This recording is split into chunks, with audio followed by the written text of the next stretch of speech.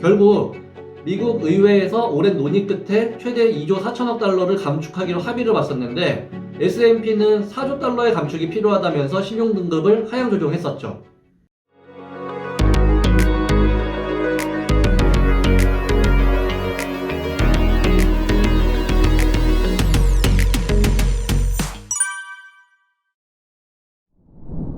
안녕하십니까, 레드버티컬 이재범입니다. 불과 3주 전까지만 해도 곧 세계가 망할 것처럼 비관적으로 얘기하던 언론들과 전문가들이 새해 들어서 증시가 상승하자 일제히 낙관적인 입장으로 바뀌면서 금리 인하와 증시 상승에 대한 기대감이 높아지고 있습니다. 저희는 다행히도 그동안 말씀드렸던 여러 시나리오들이 생각보다 빠르게 현실화되거나 기사화되면서 따뜻한 연말 연초를 보내고 있는데요. 최근의 주가 상승은 올해 경기가 좋아질 것으로 보아서라기보다는 예상보다 물가가 빠르게 잡힐 것, 그리고 경기 침체의 강도가 높지 않을 것으로 전망되면서 발생한 상승으로 보고 있습니다. 즉, 과도한 공포심으로 인하여 과매도 국면으로 빠졌던 시장이 정상화된 과정이라고 생각하시면 되겠습니다. 여러분들은 금리를 내리면 증시가 반드시 오를 거라고 생각하십니까? 그렇게 생각하신다면 큰 오산입니다. 연준의 목표대로 물가가 잡힌 상태에서 금리를 내리게 되는 것은 마치 독감 환자가 약을 먹고 독감이 완치가 돼서 회복에 들어가는 것이기 때문에 좋은 일입니다. 이럴 때는 경기 부양의 기대감으로 증시가 상승할 가능성이 높아집니다. 하지만 물가가 잡히지 않은 상태에서 금리를 내리게 되면 스태그플레이션의 가능성이 높아지면서 골치가 아파집니다. 경기 회복을 위해서 금리를 내리면 물가가 오르고 또 물가를 잡기 위해서 금리를 내리면 경기 침체가 오니 이러지도 저러지도 못하는 어려운 상황이 되는 거죠. 독감을 잡으려고 약을 썼더니 혈압이 오르고 혈압을 잡으려고 약을 줄였더니 다시 독감이 심해지는 그런 상황이라고 이해하시면 되겠습니다. 이럴 경우에는 불확실성으로 인해서 증시는 하락하게 될 가능성이 높아집니다. 아무튼 비관적이던 여론이 일제히 낙관적으로 바뀌니 청개구리 심보가 발동합니다. 그래서 오늘은 저희가 세워둔 많은 시나리오 중에서 주식시장을 위협할 요인들에 대해 한번 살펴보는 시간을 가져보려고 합니다. 이미 뻔한 얘기들은 뉴스나 다른 유명 채널에서 많이 다루고 있을 테니 늘 그래왔듯이 벌어지지 않았으면 하지만 벌어질 수도 있는 일에 대해서 한번 말씀을 드려볼게요. 첫 번째는 미국의 신용등급 하락입니다. 여러분들은 전 세계에서 가장 강한 국가가 어디라고 생각하시나요? 좋게 말하면 세계의 경찰, 나쁘게 말하면 세계의 깡패, 바로 미국 아니겠습니까? 모두가 부러워하는 강력한 국방력을 무기 삼아서 달러 패권을 가져왔고 이것이 기축통화가 되니 미국은 전 세계를 마음껏 주무르고 있습니다. 당연히 미국의 국가 신용등급은 최상위라고 생각하실 텐데요. 위 표는 국가 신용등급을 나타내는 표입니다. 세계 3대 신용평가 회사인 무디스, S&P, 피치가 각각 비슷한 그런 구조로 신용평가를 하고 있는데 트리플 A가 가장 높은 등급입니다.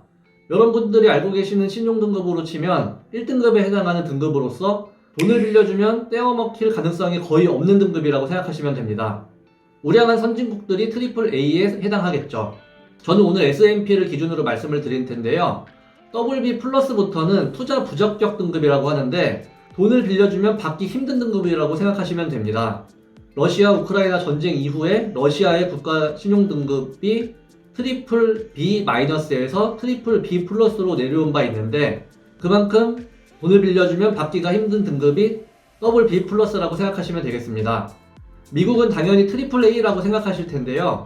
말씀드렸던 세계 3대 신용평가 회사인 무디스, S&P, 피치 중에 무디스와 피치는 최고 등급을 부여하고 있지만 S&P의 경우 미국의 신용등급을 AA 플러스로 강등시킨 바가 있습니다. 이때 증시가 20% 가까이 하락한 일이 있었다면 믿으시겠습니까? 바로 2011년의 일인데요. 지금과 같이 미국이 부채한도 증액을 가지고 많은 이슈가 있었던 시기입니다.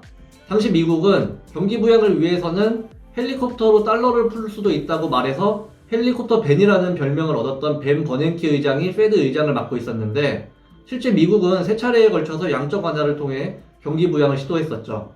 그러다 보니 2007년 GDP의 62.2%였던 정부 부채가 91.6%까지 상승하게 되었습니다.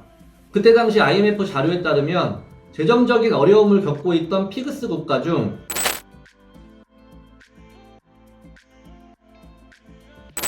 포르투갈이 83.3%, 스페인이 60.1%였으니 이보다도 높은 수치가 된 것입니다.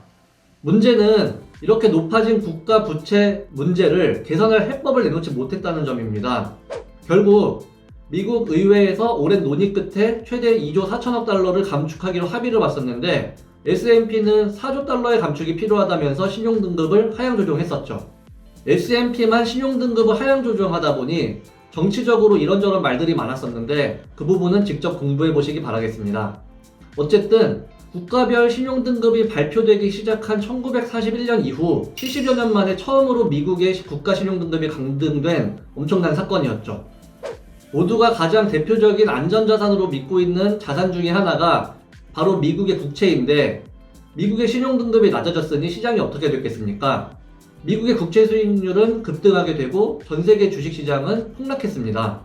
이때 S&P 500이 1335에서 1098로 마이너스 17.8% 하락했었고 이것이 회복하는 데까지 4개월이 걸렸었습니다. 또한 코스피는 2152에서 1652로 23.2%의 하락을 보였었고 회복하는 데까지 3개월이 걸렸었네요. 그런데 지금 또 미국은 부채 한도로 문제를 겪고 있습니다. 워낙 자주 있었던 일이기 때문에 아무런 문제 없이 넘어갈 것이라고 믿고 계시는 분들도 많지만 현재 긴축을 주장하는 공화당이 하원을 장악한 상태이기 때문에 부채 한도를 증액하는데 많은 어려움이 있을 것으로 예상됩니다. 만약 올 7월까지 부채 한도 증액에 합의하지 못한다면 미국은 일시적으로 디폴트가 발생할 수 있는데요. 가장 강력한 국가가 채무 불이행 사태에 빠지니 글로벌 자산시장은 또 한 번 큰 충격에 빠질 수 있겠죠. 그렇다고 해서 부채 한도 증액에 성공한다고 안심할 수 있는 상황은 아닙니다. 2023년 1월 현재 31조 달러에 달하는 미국 정부의 부채가 이미 GDP의 137%로 2011년에 비해 50% 더 증가한 상태이기 때문에 부채 한도를 증액하게 되면 또 높아진 부채 비율로 인해서 신용등급에 문제가 발생하는 상황이 생기지 말란 법이 없습니다. 참고로 EU의 골칫거리로 전락해버린 이탈리아의 국가 부채 비율이 GDP의 150%이고 신용등급이 트리플 B인 상황입니다. 이미 신용등급 하락에도 불구하고 여전히 강한 미국 경제와 달러의 힘을 보여줬기 때문에 이번에는 부채 한도 문제 또는 신용등급 문제가 발생한다고 해서 시장이 다시 폭락한다고 확신할 수는 없지만 한 번쯤은 살펴보고 넘어가야 할 중요한 이슈라고 생각합니다. 만약 미국이 계속해서 달러 패권을 유지할 경우 이러한 이유로 시장이 급락하게 되는 것은 저가 매수의 기회로 활용할 수 있으니까요. 두 번째로 CFO에 대한 문제입니다.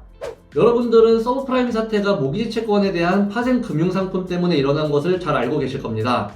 우리는 이 파생 상품을 CDO라고 했었죠. 부채 담보부 증권이라고 하는데요. 그런데 이번에는 이와 비슷한 구조인 CFO로 불리우는 펀드 담보부 증권에서 문제가 발생할 수 있다는 얘기가 나왔습니다.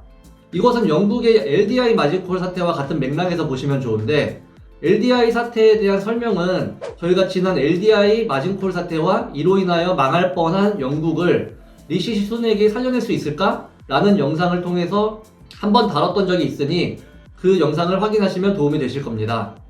CFO는 사모펀드 운용사가 포트폴리오로 가지고 있는 기업의 지분을 완전하게 매각하지 않은 채 지분의 일부를 유동화해서 자금 경색을 해소할 수 있게 해주는 파생상품입니다. 앞서 신용등급에 대해서 말씀을 드렸었죠. 서브프라임 때 발행했던 CDO는 AAA와 같은 초우량 채권과 BB와 같은 비우량 채권을 섞어서 한 바구니에 담았었는데 이 바구니를 CDO라고 생각하시면 됩니다. 그런데 이 CDO의 신용등급이 AAA로 평가되는 기이한 일들이 벌어졌었고 이것이 그대로 전세계에 유통이 되었으나 부동산 시장이 붕괴하고 서브프라임이라고 불리우는 비우량 등급의 모기지 대출에 대한 채무불이행 사태가 심화되면서 안전한 줄로만 알았던 CDO가 모두 부실 처리가 되었었죠. 그러다 보니 여기에 투자했던 수많은 금융기관들이 쓰러졌습니다. 이때 가장 큰 리스크가 CDO에 대한 부실 규모가 도대체 얼마나 될지 전혀 예측을 할 수 없었다는 점이었습니다.